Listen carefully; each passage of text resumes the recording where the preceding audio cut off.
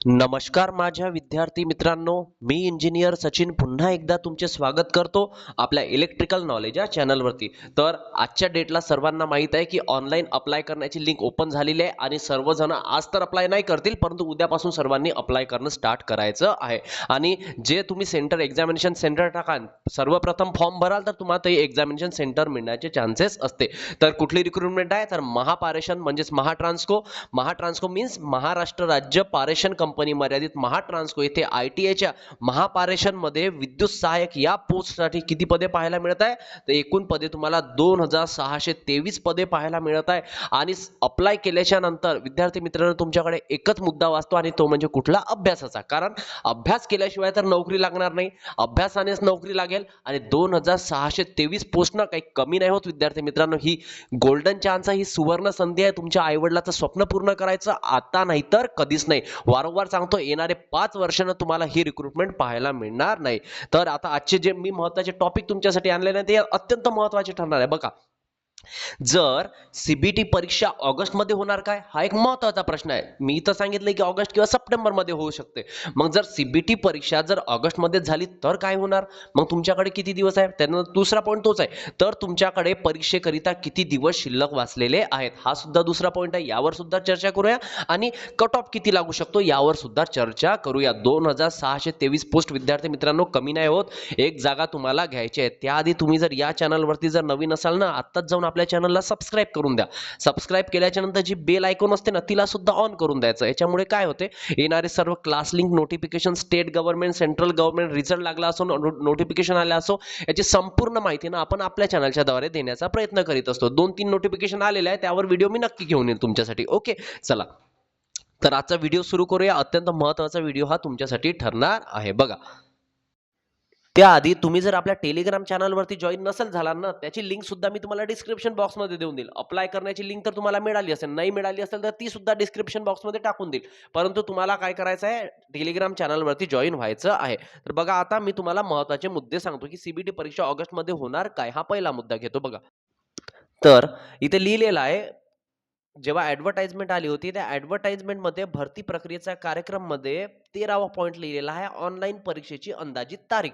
Online परीक्षेची अंदाजित तारीख ही न्यू ॲडव्हर्टाइजमेंट आली होती तेव्हाचे. काय लिहिलं आहे, स्पष्टपणे नमूद केलेलं आहे, ऑगस्ट किंवा सप्टेंबर 2024 मध्ये अंदाजित तारीख आहे. अंदाजित म्हणजे संभाव्यता, आपण त्याला म्हणतो की संभावित ऑगस्ट किंवा सप्टेंबर 2024 मध्ये होईल. मग आपण काय करतो, हा जो ऑगस्ट महिना आहे ना, हा जो ऑगस्ट महिना इथे गिवन असतो, हा ऑगस्ट महिना आपण कट करून देतो आणि सप्टेंबर 2024 मध्ये एक्झाम होईल असं आपल्याला वाटते.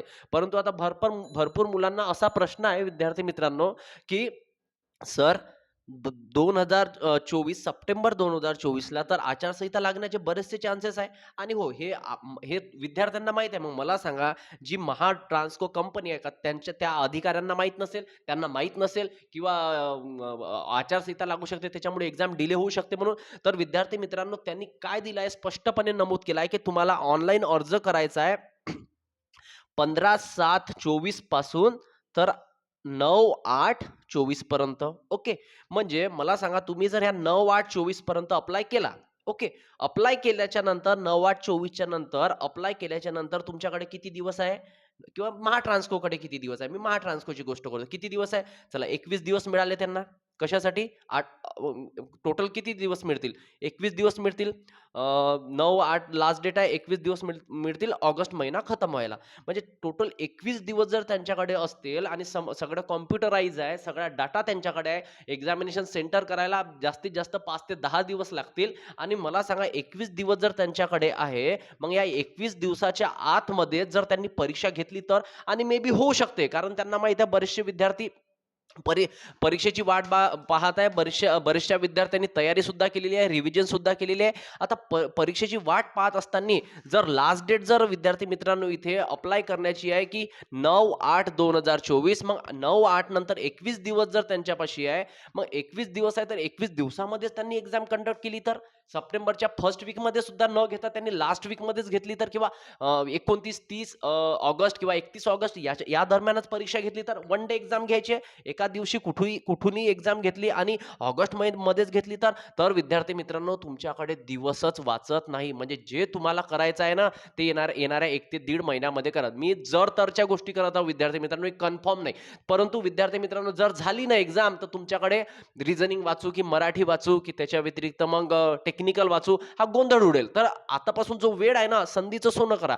शांततेनं अभ्यास करत राहा, रिझनिंग करा, टाइम टेबल आखून घ्या, मराठी करा, मॅथ्स करा आणि टेक्निकल करा. कारण जर ऑगस्टमध्ये जर एक्झाम झाली ना, तर विद्यार्थी मित्रांनो म्हणजे इकडे धावू की तिकडे धावू असं होणार. तर हे व्हायला नको म्हणून मित्रांनो तुम्हाला प्रिपेअर राहायचं आहे. जर सप्टेंबरमध्ये जर झाली फर्स्ट वीकमध्ये जर आचारसंहिता जर तिकडे लास्ट वीकला लागली सप्टेंबरला आणि फर्स्ट वीकमध्ये जर त्यांनी एक्झाम घेतली, तर विद्यार्थी मित्रांनो सप्टेंबर बेटर राहील. परंतु ऑगस्टमध्ये जर झाली ना, तर तुमच्यासाठी थोडाफार प्रॉब्लेम होऊ शकतो अभ्यासाकरिता म्हणजे रिव्हिजनकरिता. म्हणून आता सांगतो फॉर्म तर भरा, फॉर्म भरून चुपचाप शांत बसा आणि अभ्यास मात्र कंटिन्यू करत राहा. ओके. चला. हा एक महत्त्वाचा पॉइंट होता. मी तुम्हाला इथे समजून चला. मग आता तुमच्याकडे किती दिवस आहे विद्यार्थी मित्रांनो? समजून चला, की आजची तारीख आहे 15 तारीख.